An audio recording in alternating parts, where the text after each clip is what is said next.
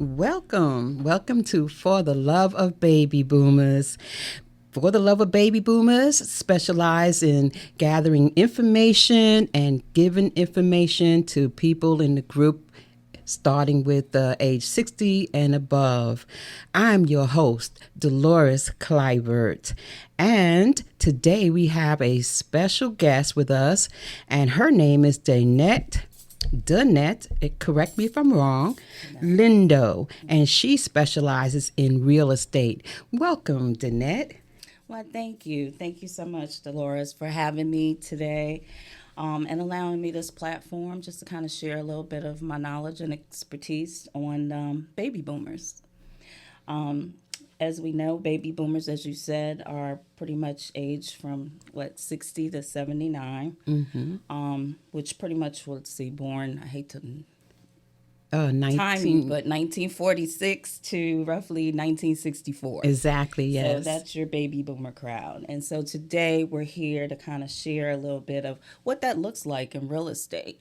Did you know, Dolores, literally they're like the major 42% right now are baby boomers out there Exactly. in the real estate market. And that's the reason for this podcast, because there's so many of us, and that requires people needing information and people having information to give. Yes. Exactly.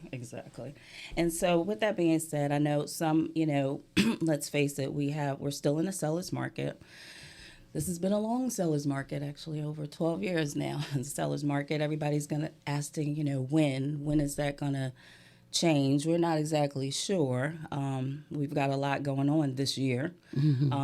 But for now, one thing we know is that it's not going to change within the next couple of years. It's been some issues between political and just supplies, parcel, land, everything has been inflated.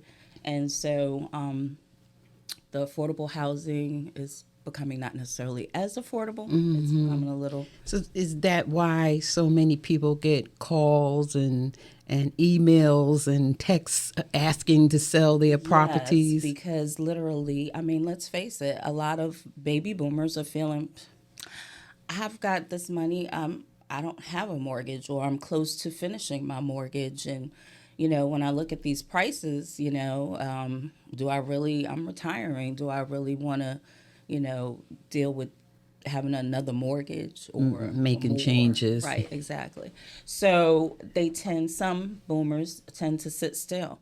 And unfortunately, it hurts the market a little bit because it's a cycle. The first time home buyer, usually I say between 7 years at least, they start thinking about selling. So they're selling, and then they go to move up, upgrade, and then you've got the upgrades and turn into the baby boomers. Baby boomers. Now it's time for me to downsize. But people aren't shifting like they should, and it's because of the apprehension of the market and the affordable housing. Where do I go? What do I do? Yeah. But there are still some things that we can do, and I'm seeing now more multi-generation homes where grandma's in the household. We have more of those ADUs, in-law suites, where maybe they're to help with the children, or Maybe it could they be there. reversed. Maybe the children's there to help the Exactly. parents. So, but typically they're coming together, and you're seeing more of that multi-generational type of living, which actually helps to make things a little bit more affordable. So that's an option, to deal with the affordability piece. And then, of course, there's always locations. Some people, the older we get, we start thinking about relocating. I mean, that's an option. Instead of staying here, I want to go somewhere warm. I don't want to be in the cold. Virginia The still. snowbird. Exactly. Yeah. Me being originally from up north, and I didn't share that with you Yeah, guys. up north where? New York. Oh, Originally okay. from Brooklyn, All New right, York. sister. I'm from New York too. Okay. New York is in the house. So, Yeah. we I came out of Brooklyn initially, just worked on Wall Street after college. I got married And then once I got married, probably like 2 years after that, I came to Virginia. And that was like 1996. And I've been here ever since. Okay. Loving Virginia, huh? Yeah, definitely. And became the realtor in 2004. Started out with Long and Foster then, and then kind of eventually, I want to say 2014, 2015, changed to Virginia Credit Union. A lot of people did not know that Virginia Credit Union had their own entity of a real estate firm. Yeah. And since then, they kind of acquired Joyner. So now they're owners of Joyner, which is commercial property management, things of that nature. They don't do much advertising. When I was there, because I have left, I still have a great relationship with them and still deal with the loan officers. But my thing was I was looking for a little bit more diversity. Okay. But like I said, I still have a great relationship. I still work with some of the lenders there now. But, we were having so much change with the market, inflation, the issue with sellers, now possibly us negotiating, which is what we're doing, negotiating buyer's commission, that was another factor. So I looked for a firm that just gave me a little bit more flexibility. And so CIC International is who I currently am with, and they're, like I said, an international firm.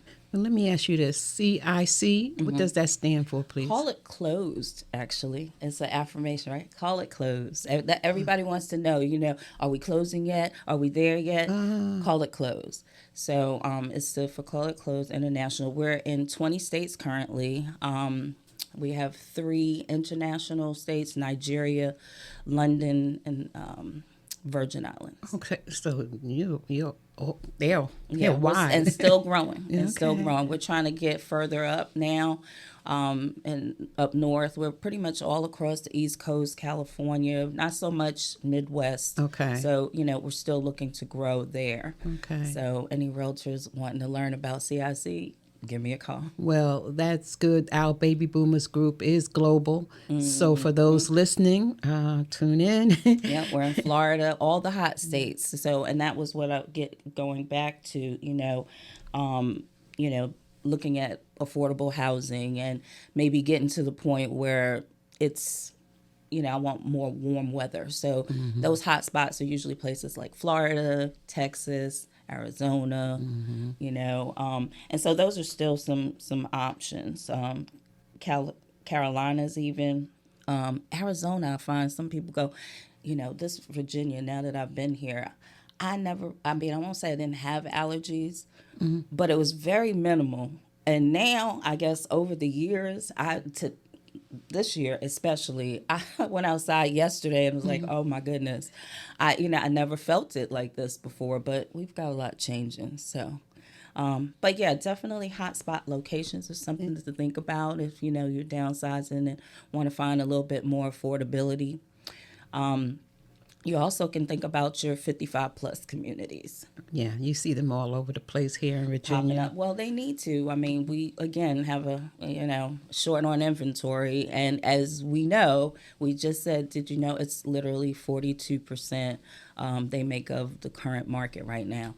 So those 55 pluses are needed. For those who like that, who feel I don't want to deal with the lawn. I don't want to shovel. I don't, don't want to go up and down stairs. Yes, exactly. Or to basements, maybe. Exactly. That rancher, that, first floor living. And it's funny. I remember when I first moved here, I was like, moving to a rancher, especially coming from New York. I was like, oh no, my bedroom needs to be on the second floor. But over time, that changes. And, going up and down them stairs, don't forget something. Well, I gotta go back. With life, we get older, and when you get older, you get slower, and maybe things hurt or whatever. Going up and down the stairs is just not wanted, So yeah, ranches is the way to go sometimes. Yep. Yeah. So, go ahead. I was gonna say, you're right. Ranchers typically is the route to go. I just the amenities, these 55 plus, they give you options. Some have literally like the resort style living, and, you're interacting with seniors. They're having community events. I knew this one in particular, one of my clients, I love the concept of, it's called Chickahominy Farms, which is actually out towards Hanover, borderline Glen Allen. And it's a 55 plus community, but I like the fact that they were thinking about it, gardening. So they created a garden for their community. Okay. And it was pretty neat. So they would call it, I think, Dining Under the Stars. And so from spring to the summer, you had an opportunity to come out by the garden, and they'd have this long type farm table. And if you wanted to eat with your neighbors, they would pay for the chef to come out. Each really? month would be a different theme. It could be Italian, Greek, whatever, but they would take whatever from your garden and come up with actual. So people can meet, greet, eat healthy, socialize. All right. So, those are some of the good things about, your little 55 plus communities, what they can offer. But for the most part, I think when you're looking at gated communities, Okay. you don't have to worry about, people just coming in and throughout the neighborhood. That's another option. Safety. It's just amazing how much they have. Golf courses, fitness centers. And when you have your own home in the neighborhood, you don't have access to all of that. Pools, maybe. A little maybe tennis. Or I think, there's quite a few out there, but still, yeah, you end up probably going to the gym or making a gym in your home. But, again, the 55 plus, they try to gear to the things that they know you would be looking, which is to stay healthy. Wellness is important, socializing, things like that. Yes, wellness is very important. We just had a show on wellness. It doesn't matter what area in life we're talking about, health and wellness is important. It comes into play. Yeah. Mm-hmm. Yeah. Yes. So, again, with, I think as baby boomers, they're concerned with mortgages.